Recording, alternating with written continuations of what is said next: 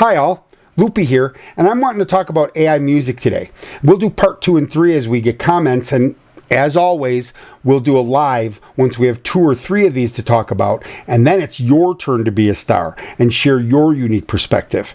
As usual, I look forward to discussion, especially with my Gen Z and millennial folks, because you guys seem to be the hardest on AI. Please correct me if I'm wrong on anything, and no, I'm not here to be right, but to take all these conversations where the mainstream world never seems to want to go. Let's get to it, shall we? So, I watched 3 separate videos today about AI ruining music forever. And while the creators get a few things right, the Chicken Little sky is falling mentality is not going to help, isn't likely even the direction things are going, and once again makes something complex with a million shades of gray and color that's revolutionary and wonderful into oversimplified doom and gloom. That just happens to most benefit the billionaires if we look at it their way. What a coinkydink. So, let's talk about it. The complaint? AI is ruining music. My answer? Sure.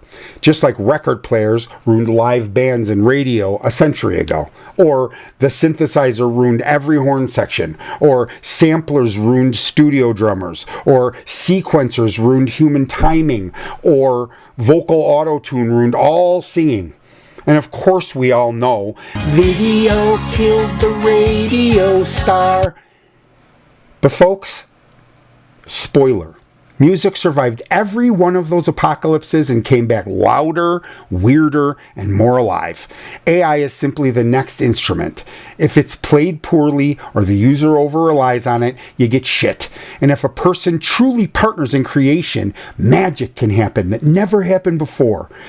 Does it do more for you than those others? Sure, but almost every video discusses how if you just do, make me a song about my friend Alice and how she wears cute clothes and I like her, you get something recognizably slop, AI and junky, and also not as good as if you cooperate to make that same song. But this isn't only about writing bangers and perfectly timed bass drops. We're staring at Buckminster Fuller's fork in the road, and part of what he discusses in Utopia or Oblivion.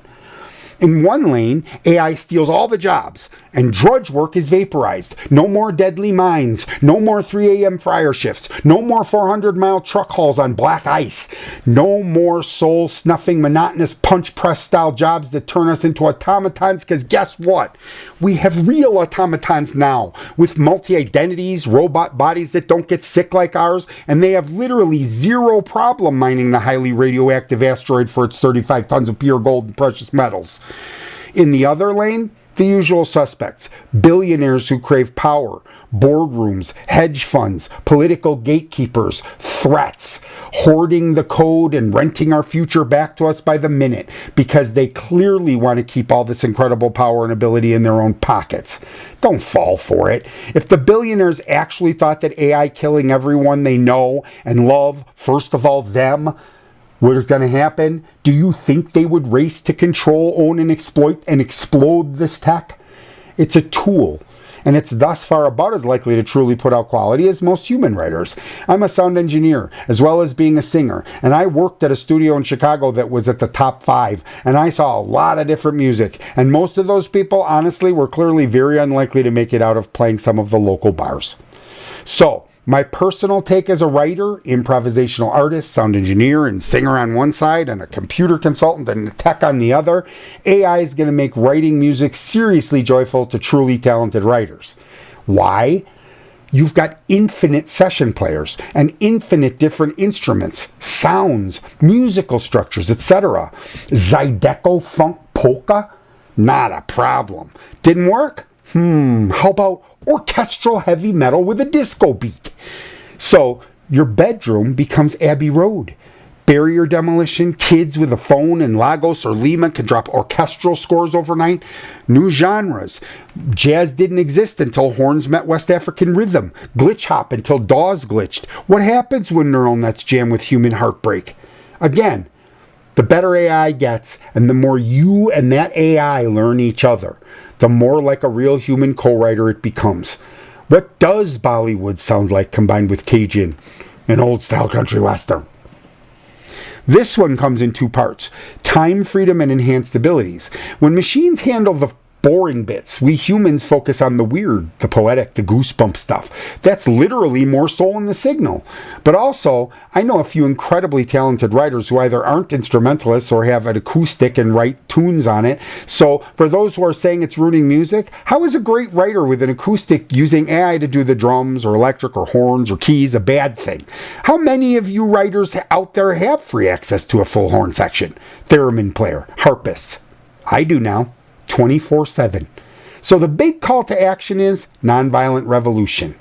We have to pull the plug on trickle-down intellect. AI can't be a corporate vending machine. It has to be a public library. AI cannot stay in their control. It must be in the hands of the people. And we must stop begrudging the people who don't know music as well as us for having a good, fun, entertaining, or crappy garbage idea and seeing if they can make their vision come true with AI. Sure, most will produce slop. And how is that different than now? I've been to enough open mics to know that if we get a few really good songs a night and only a few songs that make my eardrums bleed, hide, and scream in agony, we had a good night.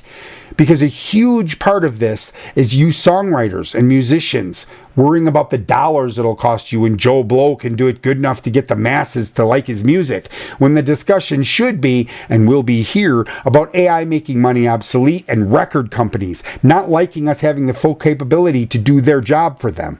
Which, if you look, the first one screaming to their artists that the sky is falling was record companies. And if AI does take all the jobs like most who work with it are seeing happen, it makes money in the sense we know it obsolete, which makes most of the copyright obsolete, except to say we own it and we have to find the pivot points based on the big picture. So we need open models, open data, worker co-ops owning compute, artists paid by transparent royalty pipes for as long as money exists, not mystery meat algorithms. Do you know how huge the social engineering feat was to make it of all the millions of music sources we rely on, record companies and expensive venues to get a tiny, tiny fraction of the actual good music out there? And when AI happens, they call on you artists to go against your own good and reject the thing that would set us all free of them. AI rules, oligarchs drool. Democratize the tool. We're not Luddites swinging hammers. We're remixers swinging rhythm, working with a machine partner to come up with something truly interesting and entertaining.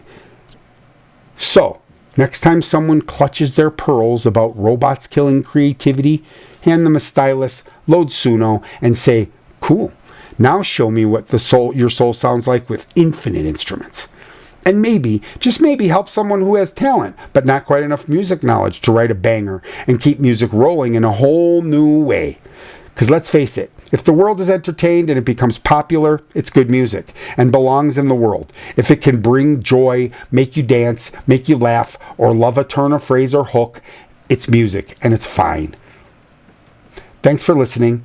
Like, comment your hot take, even if you disagree, because that's how discussions open up. And remember, drudgery, lack of joy, and empty lives without wild freedom destroy music far more than AI.